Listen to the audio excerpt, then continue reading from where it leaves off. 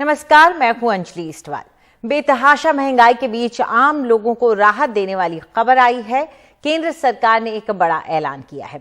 वित्त मंत्री निर्मला सीतारमण ने आज पेट्रोल और डीजल पर एक्साइज ड्यूटी घटाने का ऐलान किया है। एक्साइज ड्यूटी पेट्रोल पर 8 रुपए और डीजल पर 6 रुपए कम की गई है। यानी आज रात से पेट्रोल 9.5 रुपए और डीजल 7 रुपए सस्ता हो जाएगा। दरअसल महंगाई के आंकड़े लगातार आसमान छूते हुए नजर आ रहे हैं और उसके बीच में वित्त मंत्री ने ये ऐलान किया है ताकि आम लोगों को राहत मिले, और साथ ही ये भी कहा है कि अब उम्मीद है कि राज्य भी लोगों को राहत देंगे अपना वैट घटाकर।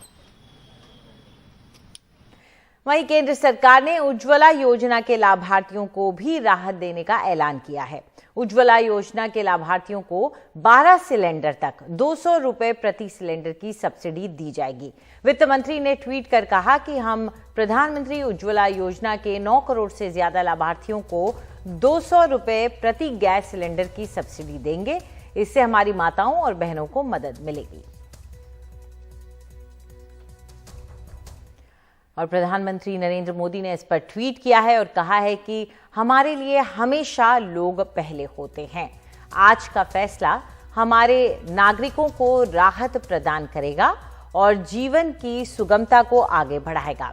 उन्होंने लिखा कि खास तौर पर पेट्रोल और डीजल की कीमतों में हुई उल्लेखनीय गिरावट कई क्षेत्रों पर सकारात्मक प्रभाव डालेगी।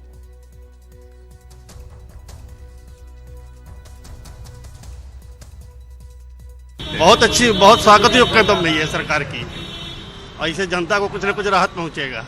जनता को सब राहत हो जाएगी, महंगाई से कुछ कम हो जाएगी, तो अच्छी बात है। हाँ, पॉकेट पर दबाव भी कम होगा।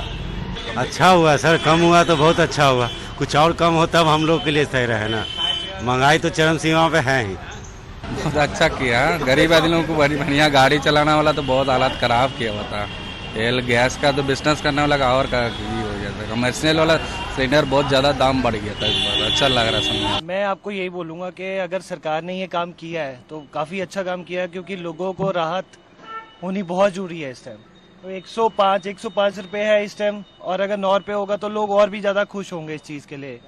अगर सरकार ये काम कर रही है तो मैं बोलूँगा कि बहुत अच्छा काम कर रही है। और कम होना चाहिए पेट्रोल सर। अभी तो मेरे ख्याल से 105 रुपये कुछ करके है पेट्रोल, तो बहुत ज़्यादा है, मतलब अफोर्ड नहीं कर सकते इतना। इसी की वजह से सारी सब चीज़ें महंगी होगी, ट्रांसपोर्टेशन सस्ता हो जाएगा, सब कुछ सस्ता हो जाएगा धीरे धीरे। सब्जी अब्जी सस्ती होगी, ट्रांसपोर्टेशन सस्ता होगा, डीजल सस्ता होने से, पेट्रोल सस्ता होने से हमारी गाड़ियों में फ़र्क पड़ेगा हम लोगों को। नहीं, राहत की खबर है, ये बहुत अच्छी खबर है और मैं समझता हूँ कि काफ़ी लोगों को इससे राहत मिलेगी। बट अभी पेट्रोल और डीजल के दाम और कम होने चाहिए, कि जो पहले थे 65 से 70 रुपए के बीच में, वो आ जाने चाहिए। बस मैं तो यही चाहती हूँ, थोड़ा सा महंगाई कम हो जानी चाहिए। जरूरत है इस समय इसकी, बिल्कुल बहुत ज़्यादा ज़रूरत है। हमारे वरिष्ठ सहयोगी अखिलेश शर्मा इस वक्त हमारे साथ जुड़ गए हैं। अखिलेश, लगातार सरकार पर दबाव बना रही थी विपक्षी पार्टियां और कह रही थी कि सेंट्रल एक्साइज कम किया जाए, और अब ऐसा सरकार ने किया है। इसके बाद क्या उम्मीद रहेगी केंद्र सरकार की अब राज्य सरकारों से, और महंगाई के नजरिए से इसका क्या असर पड़ेगा? देखिए, सबसे बड़ी बात तो यह है अंजलि कि इसका महंगाई पर सीधा असर पड़ेगा। महंगाई की जो दर लगातार आसमान छू रही है, जिसको लेकर के आरबीआई भी चिंता व्यक्त कर रही है, और जिस तरह से 40 बेसिस पॉइंट्स बढ़ाया गया रेपो रेट पर, उसके बाद माना जा रहा है कि आने वाले वक्त में और भी आरबीआई अपनी ओर से को कम करने के लिए इस तरह से रेट बढ़ा सकता है। दूसरी बात यह है कि केंद्र सरकार को यह लग रहा है कि जिस तरह से महंगाई चरम सीमा पर पहुंची है, उसके बाद आम आदमियों के लिए बहुत मुश्किल हो रहा था। खाने पीने की चीजों के दाम भी आसमान को छू रहे थे। हालांकि सरकार अपनी ओर से कहती आई है कि जिस तरह से रूस यूक्रेन युद्ध चल रहा है और उसका सीधा असर अंतर्राष्ट्रीय बाजार में कच्चे तेल के दामों पर पड़ा, उसके चलते सरकार को ये कदम उठाने के लिए मजबूर होना पड़ रहा था। तेल कंपनियां भी कह रही थी कि वो लगातार घाटे में हैं, और आपको याद होगा कि 18 दिन तक 80-80 पैसे प्रतिदिन बढ़ाने के बाद जब सरकार की ओर से मना किया गया तो तेल कंपनियों ने दाम बढ़ाना बंद कर दी थी, लेकिन फिर भी वो शिकायत करती रही कि उनको हर दिन घाटा हो रहा है, और वो खुद ये कह रही थी कि सरकार को अब अपनी ओर से एक्साइज ड्यूटी कम करके लोगों को राहत देनी चाहिए, वरना उनका बहुत ज्यादा घाटा हो जाएगा। तो अब सरकार ने अपनी ओर से कदम उठाया है। 9.5 रुपए प्रति लीटर पेट्रोल और 7 रुपए प्रति लीटर डीजल सस्ता हो जाएगा। लेकिन अब केंद्र सरकार ये चाहती है कि जो राज्य सरकारें हैं वो भी अपनी ओर से वैट कटौती करें ताकि आम लोगों को इससे भी ज्यादा राहत मिल सके।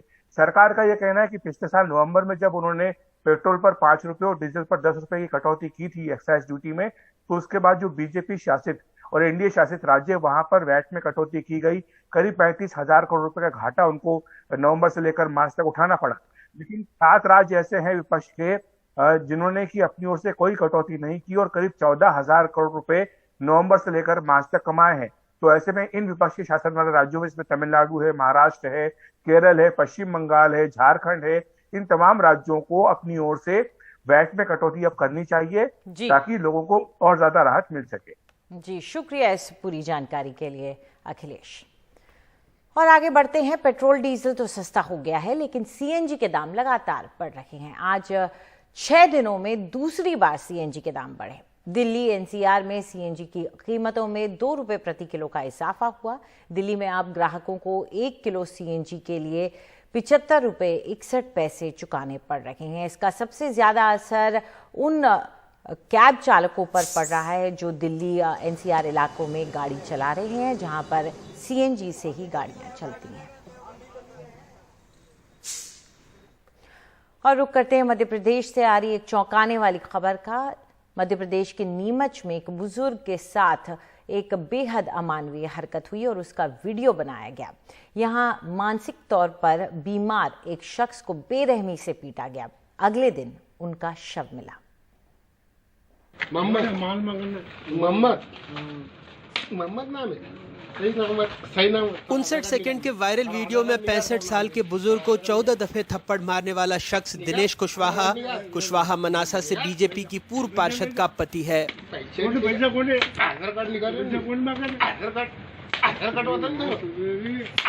वीडियो में आरोपी दिनेश कुशवाहा भंवरलाल जी से आधार कार्ड दिखाने को कहता है। वो कुछ कहते हैं तो आरोपी मोहम्मद दोहराता है और फिर थप्पड़ मारता है। वो उनसे आधार कार्ड मांगता है। इस दौरान भी थप्पड़ मारता रहता है। डरे सहमे भंवरलाल अपने पास पड़े 200 रुपए देने को कहते हैं, तब भी आरोपी उन्हें मारता रहता है।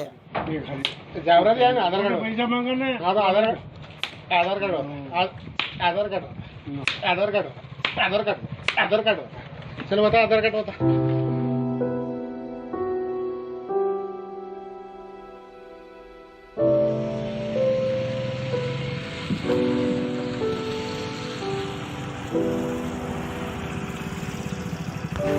रतलाम जिले की सबसे बुजुर्ग सरपंच पिस्ताबाई चत्तर के बड़े बेटे भंवरलाल जैन का पूरा परिवार 15 मई को भेरू जी पूजा करने चित्तौड़गढ़ गया था। 16 मई को पूजा पाठ के बाद भंवरलाल लापता हो गए। गुरुवार को उनका शव मनासा में पुलिस थाने से आधा किलोमीटर दूर रामपुरा रोड पर मिला था। मंदबुद्धि होने के कारण किसी उल्टी पुल्टी बस मिलने के कारण या वो किसी तरह से शायद मनासा पहुंच गए होंगे। तो हमको 19 तारीख की शाम को ये मैसेज मिला कि एक बॉडी मिली है, मृत बॉडी किसी की है। तो पुलिस थाने से संदेश था, तो वो बॉडी हमारे भाई साहब के रूप में शिनाख्त हुई। वो हमारे भाई साहब भंवरलाल जी थे और मृत पाए गए। फिर हमने मनासा पहुंच के शिनाख्त की और 20 तारीख को उन्होंने पीएम किया और उनको सिलाए। इसी बीच में एक वीडियो वायरल हुआ मनासा का, उसमें हमारे भाई साहब के साथ पिटाई करते हुए एक दिनेश कुशवाहा नाम का जो वहाँ का बीजेपी का पार्षद है, उनका पति है, वो उसने पिटाई करके हमारे भाई साहब की शायद हालत ऐसी कर दी कि वो मृत हो गए और वो बॉडी छोड़ के साथ आसपास पहुंचा दी होगी। मैं मामा के बुलडोजर और मामा के न्याय का इंतजार कर रहा हूँ। सरकार कह रही है आरोपी के खिलाफ मामला दर्ज हो गया है, लेकिन कांग्रेस कह रही है उसे कार्रवाई का इंतजार है। चिन्हित व्यक्ति हो गया है और उस व्यक्ति पर 302 और 304 की धाराओं के अंदर दिनेश कुशवाहा पर प्रकरण रजिस्टर्ड हो गया है। मारने वाला जो व्यक्ति है उसका जुड़ाव भाजपा से बताया जा रहा है, भाजपा के पूर्व पार्षद का पति बताया जा रहा है। एक वर्ग का नाम लेकर उससे पूछा जा रहा है, उससे उसका आधार कार्ड मांगा जा रहा है। तो निश्चित तौर पर आखिर कानून व्यवस्था की स्थिति क्या है मध्य प्रदेश में? सरकार इवेंट में लगी, आयोजन में लगी, सरकार को इन चीजों से कोई लेना देना नहीं। पूरी तरह से मॉब लिंचिंग की घटनाएं मध्य प्रदेश में लगातार सामने आ रही। दिनेश भाजपा युवा मोर्चा और नगर इकाई में पदाधिकारी रहा है। उसकी पत्नी मनासा नगर परिषद में वार्ड नंबर 3 से भाजपा की पार्षद रही है। प्रशासन का अमला दल बल के साथ आरोपी दिनेश के घर जेसीबी लेकर पहुंचा था, लेकिन पता लगा मकान उसके भाई के नाम पर है। उसके द्वारा ही मारा गया है। उसके द्वारा मारा गया है। मृतक भंवरलाल का परिवार भी बीजेपी से जुड़ा है। मारपीट का ये वीडियो आरोपी दिनेश कुशवाहा ने खुद ही एक व्हाट्सएप ग्रुप स्वच्छ भारत पर 20 मई को अपलोड किया, जिसके बाद ये अलग अलग सोशल मीडिया ग्रुप्स पर वायरल हो गया और यहीं से ये मृतक भंवरलाल जैन के परिजनों को मिला। उनकी शिकायत पर ही पुलिस ने आरोपी के खिलाफ एफआईआर दर्ज की। रतलाम से साजिद, नीमच से मनीष और भोपाल से अनुराग द्वारी, एनडीटीवी इंडिया।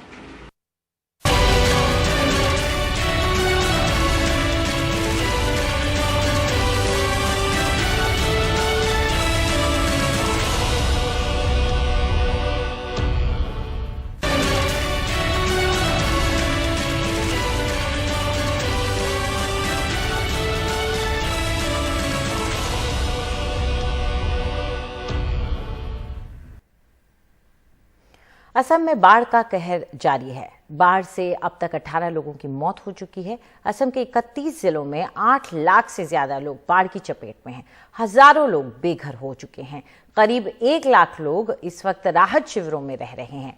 दीना हसाओ जिले में बाढ़ ने जबरदस्त तबाही मचाई है। ये जिला अब भी बारिश की वजह से बाकी जगहों से कटा हुआ है और इसे बहाल करने में महीने भर से भी ज्यादा का वक्त लगेगा।